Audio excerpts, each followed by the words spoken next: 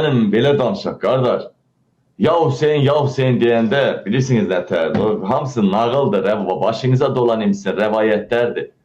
Ay nə bilim gəldi Musa əsasını vurdu, dəniz aralandı. Ailə Musa əsasını vurub o dənizi aralamaq daha çətindir də. Amma bir tufan qoparıb o Yezdin ordusunu niyə kül eləmədi, kör eləmədi? Ay nə bilim, ağ atlı oğlan belə getdi. Hər millət bir itib batan peyğəmbərini gözləyir. Bunlar nağıllardır, qardaşlar. Belə şeylərə inanmayın. İmam Hüseyin haqq savaş apardı, Allahın sevimlisi idi. Peyğəmbərin nə bilim, yeznəsi idi. Ay qardaş, ay başınıza dolanım sizin. Ay başınıza dolanım. Elə şeylərə inanmayın. Elə Allah qorusaydı İmam Hüseynin özünü qoruyardı. Gördünüz, qoruyanmadı. Düzdür, bu bir məktəb kimi qaldı. Bugün İran xalqı ya Hüseyin sözündən güc alır.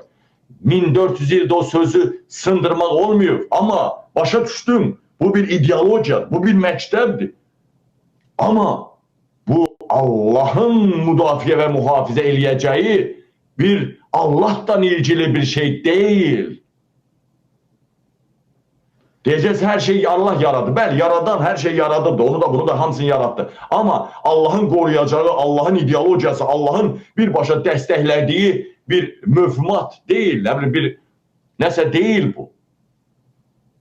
Yenə deyirəm, Qəzzadaşlar İrandan da çox. Yenə İran xalqı cavanları asırdılar, öldürürdülər. Orada bir vahşət yaşanırdı. Sözün əsl mənasında bu müharibə olmamışdan 90% İranlı İranın dağılmasını istəyirdi. Parçalanmaz, belə sistemi istəmirdilər.